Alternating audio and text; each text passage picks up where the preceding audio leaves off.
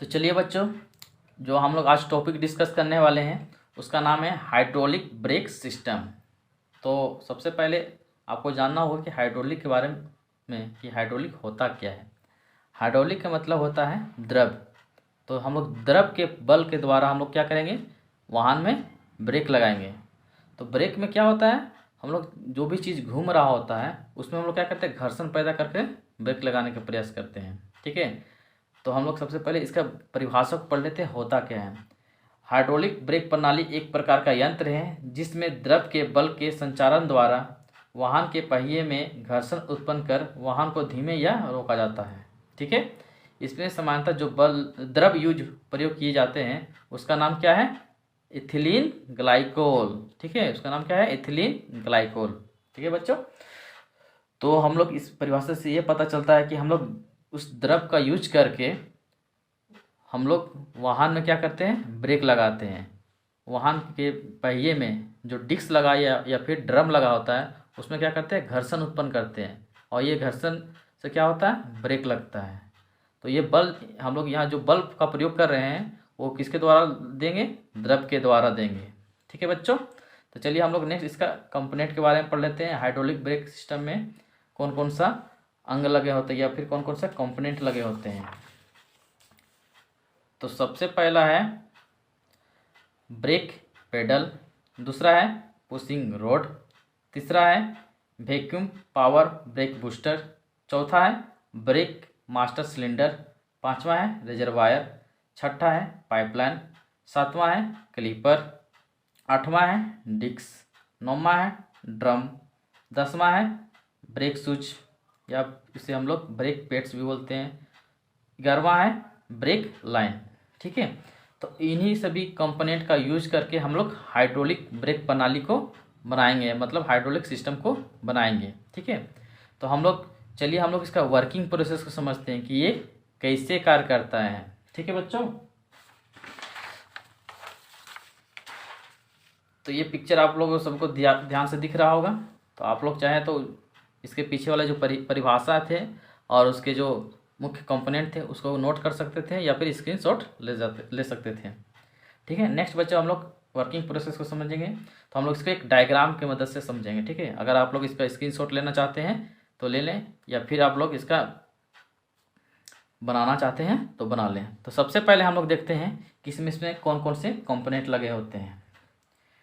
सबसे पहला है ब्रेक पेड, दूसरा है वैक्यूम पावर ब्रेक बूस्टर, फिर ये ब्रेक मास्टर सिलेंडर, फिर क्या है रिजर्वायर जिसमें ऑयल भरा हुआ है जिसको हम लोग सुगा पंछी कलर से दर्शा रहे हैं, फिर क्या है ग्रीन कलर का पिस्टन है, फिर क्या है स्प्रिंग लगा हुआ है, फिर ये क्या है पाइपलाइन है। ठीक बच्चों, फिर क्या है इधर वाले पार्ट जो होता है ये डिस्क ब्रेक के अंदर आता है। और डिस्क ब्रेक को में हम लोग जो वर्किंग में काम करते हैं उसमें क्या लगा होता है, कैलिपर लगा होता है। ठीक है, और कैलिपर में क्या लगा होता है, पिस्टन लगा होता है दोनों साइड। ठीक है बच्चों, ग्रीन कलर से दो सारे पिस्टन है और जो बैगनी कलर से दोनों साइड उसका उसमें लगा हुआ है वो क्या है, ब्रेक पेड से। ठीक है, इसमें लगा हुआ रहता है। फिर हम लोग आते हैं ड्रम ब्रेक में। ड्रम ब्रेक के कंपोनेंट को देखते हैं, ड्रम ब्रेक में कौन कौन सा कंपोनेंट लगा होता है। तो सबसे पहले गोल में जो लगा हुआ पार्ट से उसको क्या कहते हैं, ड्रम बोलते हैं। फिर जो बैगनी ब्लू के कलर का जो दिख रहा है वो ब्रेक शूज है तुम्हारा। फिर ये जो कोटिंग किया हुआ है बैगनी कलर का उसको बोलते हैं ब्रेक लाइन, फिर इसको बोलते हैं स्प्रिंग। फिर ये जो होता है सिलेंडर होता है, इसमें क्या लगा हुआ है, दो पिस्टन लगा हुआ है। ठीक बच्चों, दो पिस्टन लगा हुआ है। तो हम लोग इसका वर्किंग प्रोसेस को समझेंगे। यहाँ पर दो तरह का ब्रेक लगा हुआ है, एक डिस्क ब्रेक और एक ड्रम ब्रेक। तो चलिए सबसे पहले हम लोग डिस्क ब्रेक को समझेंगे कि ये कैसे कार्य करता है। जैसे हम लोग ब्रेक पेड्स को दबाते हैं, पेडल को दबाते हैं तो क्या होता है, एक बल जनरेट होता है। ये ब्रेक पेडल को हम किस तरह से दबा सकते हैं, या हाथ से या फिर पैर से।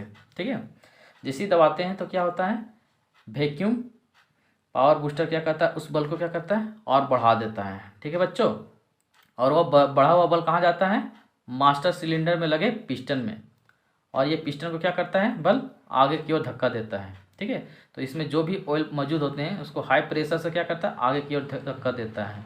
ठीक है, तो ये पाइपलाइन की मदद से क्या आता है, डिस्क साइड में आता है और ड्रम साइड में आता है। तो हम लोग आगे डिस्क ब्रेक के बारे में समझते हैं। तो जैसे ही यहाँ पर आता है तो ये कहाँ पर पहुँचता है, कैलिपर में पहुँचता है, दिख रहा है ना, ये कैलिपर में पहुँच जाता है।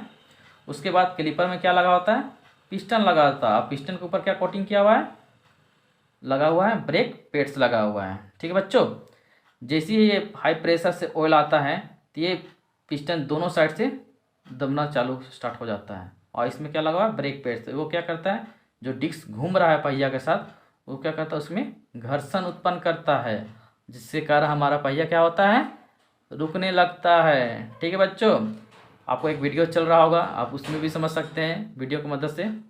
ठीक है बच्चों, नेक्स्ट हम लोग पढ़ते हैं ड्रम ब्रेक के बारे में। ड्रम ब्रेक में कैसे कार्य करता है। ठीक है, तो वो प्रोसेस सेम रहेगा, सिर्फ यहाँ से हाई प्रेशर जो फ्लूइड आएगा वो कहाँ पर आएगा, ये सिलेंडर में आएगा।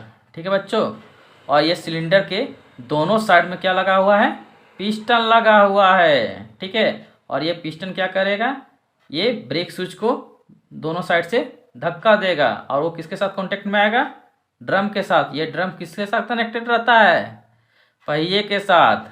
तो क्या होगा, पहिया जैसे जैसे घूम रहा है तो ड्रम भी घूमेगा, और जैसे हम लोग हाई प्रेशर से दबाव से मेरा द्रव आएगा तो क्या करेगा, इस पिस्टन की मदद से ये ब्रेक स्विच को धक्का देगा, और वो क्या किसके साथ चिपकेगा, ड्रम के साथ, और एक क्या करेगा, घर्षण उत्पन्न करेगा। ठीक है बच्चों, और यही घर्षण की वजह से क्या होता है, ब्रेक लगना प्रारंभ हो जाता है। ठीक है बच्चों, और ये जो इसके कांटेक्ट में जो एरिया आता है वो कौन सा एरिया आता है, ब्रेक लाइन। यही कांटेक्ट एरिया जो है ड्रम के साथ घिसता है, घर्षण करता है, जिसके बदौलत हमारा ब्रेक लगता है। ठीक है बच्चों, एक वीडियो आपको चल रहा होगा, आप समझ सकते हैं उसमें भी ड्रम ब्रेक कैसे कार्य कर रहा है। ठीक है, अब क्या होता है, जैसे ही हम लोग ब्रेक पेडल से अपने पैर को या हाथ को हटाते हैं तो क्या होता है, ये फ्लूइड क्या होता है, दोबारा रिटर्न मास्टर सिलेंडर में चला जाता है, और ये पिस्टन जो था, जो आगे बढ़ा हुआ था, वो कहाँ चला जाता है, फिर से ओरिजिनल पोजीशन में आ जाता है। किसके बदौलत, ये स्प्रिंग की बदौलत। ठीक है ना बच्चों, उसी तरह से ड्रम ब्रेक में क्या होगा, जब ये सटा हुआ था, जैसे बॉयल वहाँ गया तो क्या होगा, ये स्प्रिंग क्या करेगा, फिर से उसको अपना ओरिजिनल पोजीशन में ले आएगा, जैसे अभी किया हुआ है। ठीक है ना, और इसमें क्या होता है, जैसे फ्लूइड वहाँ चला जाता है तो ऑटोमेटिक ये क्या होता है, अपना ओरिजिनल पोजीशन पर आ जाता है। तो इस तरह से डिस्क ब्रेक और ड्रम ब्रेक में कार्य होता है। तो आप लोग, आशा करता हूँ कि आप लोगों को अच्छी तरह से समझ में आया होगा। ठीक है, नेक्स्ट अगर समझ में आया है तो आप लोग इसको लाइक, सब्सक्राइब और शेयर करें, ताकि अधिक से अधिक बच्चों को ये वीडियो मिल सके और वो समझ सके। ठीक है बच्चों, तो नेक्स्ट जब क्लास चालू होंगे तो आप लोगों को वीडियो और लिंक शेयर हो जाएंगे। ठीक है बच्चों, थैंक यू।